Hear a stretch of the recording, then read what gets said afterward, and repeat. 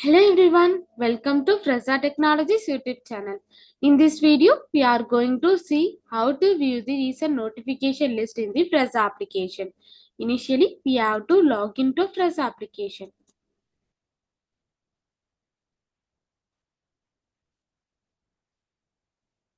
After your successful login, this is how your dashboard looks. Now, go to the master module.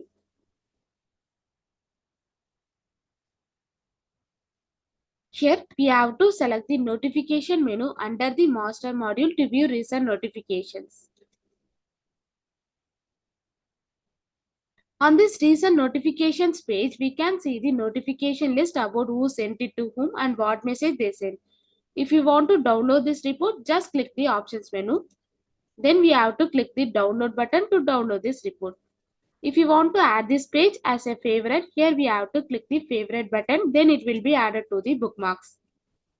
This is how to view the recent notification list in the Fresa application. Thanks for watching.